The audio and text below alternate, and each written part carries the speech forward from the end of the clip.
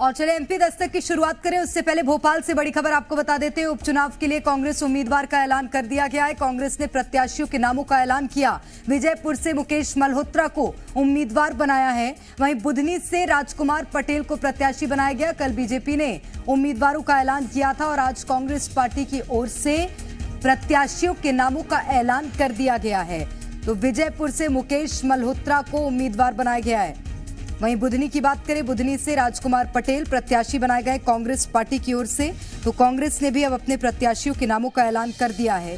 परंपरागत सीट के तौर पर देखा जाता है बुधनी भारतीय जनता पार्टी की। वहीं विजयपुर में लंबे समय से कांग्रेस पार्टी का कब्जा जरूर रहा, लेकिन अब देखना होगा दो प्रत्याशियों के नामों का ऐलान कांग्रेस पार्टी की ओर से भी किया गया और उसके बाद चुनावी परिणाम क्या होते हैं। राहुल सिंह राठौर हमारे संवाददाता इस वक्त हमारे साथ फोन लाइन पर जुड़ गए हैं। राहुल, अब दोनों पार्टियों ने अपने प्रत्याशियों के नामों का ऐलान कर दिया है। उपचुनाव में ज्यादा वक्त है नहीं, सुगबुगाहट क्या कह रही है अभी क्षेत्र की?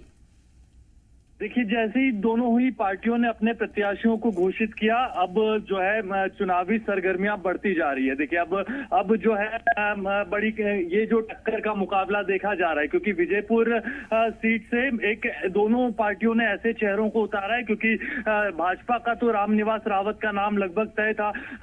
वो 6 बार के विधायक रहे, दूसरी बार अब कैबिनेट मंत्री बनाए गए मोहन सरकार में, और 30 अप्रैल को कांग्रेस छोड़कर बीजेपी में शामिल हुए थे। अब देखिए, 8 जुलाई को जैसे ही कैबिनेट में मंत्री बनाए गए तो उसी दिन ये तय हो गया था कि आने वाला जो उपचुनाव है उसमें भारतीय जनता पार्टी रामनिवास रावत को मौका देगी। अब इनके सामने कांग्रेस ने किसको उतारा है? कांग्रेस ने मुकेश मल्होत्रा को मौका दिया है। ये पहले भारतीय जनता पार्टी में ही थे, लेकिन 2023 में देखिए विधानसभा चुनाव इन्हें लड़ना था, इनको टिकट नहीं दिया पार्टी ने, तो ये निर्दलीय चुनाव लड़े।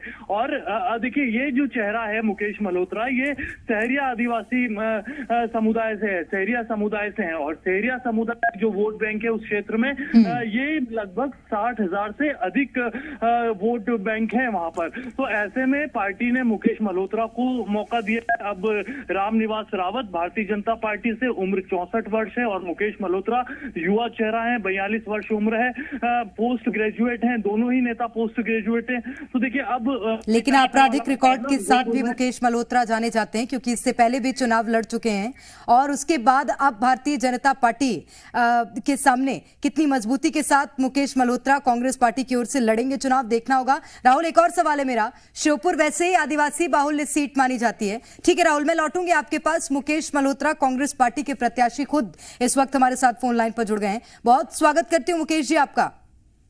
बहुत बहुत धन्यवाद आपका। मुकेश जी, मुकेश मल्होत्रा एक बड़ा आदिवासी नाम माना जाता है। श्योपुर की विजयपुर सीट है इस बार आपके पास और उसकी बड़ी जिम्मेदारी आपको सौंपी गई है। कितनी मजबूती के साथ आप इस बार चुनाव लड़ते हुए नजर आएंगे और अभी फिलहाल कॉन्फिडेंट कितने नजर आ रहे हैं, आप बताइएगा। बहुत बहुत धन्यवाद आपका और आपके चैनल का, और हमारे जो वरिष्ठ नेतृत्व का, मैं राष्ट्रीय नेतृत्व का और प्रदेश नेतृत्व का आभार व्यक्त करता हूं कि जिन्होंने मेरे पे भरोसा किया है। और हम हमारी जीत को बिल्कुल आश्वस्त मान रहे हैं, क्योंकि कांग्रेस पार्टी यहाँ से जीतेगी और कांग्रेस की परंपरागत सीट रही है ये पे। और तमाम मुद्दे हैं जो जनता के हित के, क्षेत्र के विकास के हित के, उन मुद्दों को लेकर हम लोग मतदाताओं के और जनता के बीच में जाएंगे और यहाँ से कांग्रेस पार्टी चुनाव जीतेगी। मुकेश जी, एक अनुभवी चेहरा माने जाते हैं और चुनाव लड़ने का भी अनुभव आपके पास पुराना है। कांग्रेस पार्टी की ओर से मेरे ख्याल से पहली बार आप चुनावी मैदान में होंगे। जी जी बिल्कुल, और आपके सामने वो प्रत्याशी रहेंगे जो कि कांग्रेस पार्टी की ओर से हर बार फतेह हासिल करते आए विजयपुर में। ठीक है, चलिए, मुकेश मल्होत्रा जी हमारे साथ जुड़े हुए थे और जीत को लेकर आश्वस्त नजर आ रहे हैं। विजयपुर सीट से इस बार कांग्रेस पार्टी ने मुकेश मल्होत्रा को अपना प्रत्याशी बनाया। आपको बताएं, बड़े आदिवासी चेहरे के रूप में, एक कद्दावर आदिवासी नेता के रूप में देखा जाता है मुकेश मल्होत्रा को, और ज्यादा वक्त नहीं हुआ है कांग्रेस पार्टी में शामिल हुए। और इस बार अब ये मुकाबला और दिलचस्प होता नजर आ रहा है, क्योंकि रामनिवास रावत विजयपुर सीट से भारतीय जनता पार्टी की ओर से नजर आएंगे और बुधनी से प्रत्याशी इस वक्त हमारे साथ जुड़ गए हैं। रामकुमार पटेल जी हमारे साथ फोन लाइन पर है। बहुत स्वागत करती हूं आपका पटेल जी। रामकुमार नहीं, राजकुमार, माफी चाहूंगी, राजकुमार पटेल जी हमारे साथ जुड़ गए हैं फोन लाइन पर। स्वागत है सर आपका जी मध्य प्रदेश छत्तीसगढ़ में।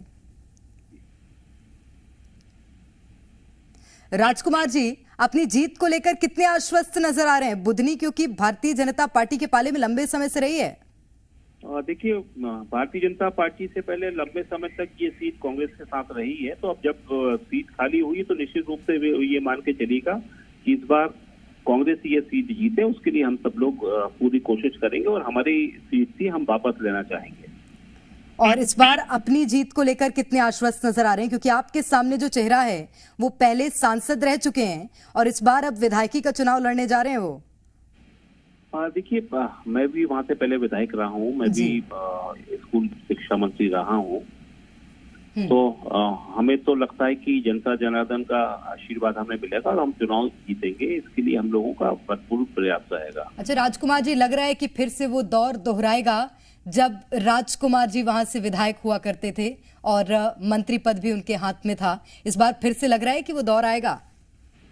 निश्चित रूप से जनता जब पलटती है तो लोकतंत्र की खुशबू यही है कि जनता पलटती है तो वो नए परिणाम लाती है। ठीक है, बहुत शुक्रिया राजकुमार जी और बहुत शुभकामनाएं हैं आपको हमारी ओर से। और 13 नवंबर को चुनाव होने हैं और उपचुनाव के लिए कांग्रेस पार्टी ने भी अपने दोनों प्रत्याशियों के नामों का ऐलान कर दिया है। यानी कि कांग्रेस ने अपनी एक तैयारी तो पूरी कर ली है। चुनावी मैदान में दोनों पार्टियां अब एक्टिव नजर आ रही हैं। ज्यादा वक्त है नहीं और काम ज्यादा है। अब देखना होगा कि इस बार दोनों सीटों पर फतेह किसकी होती है।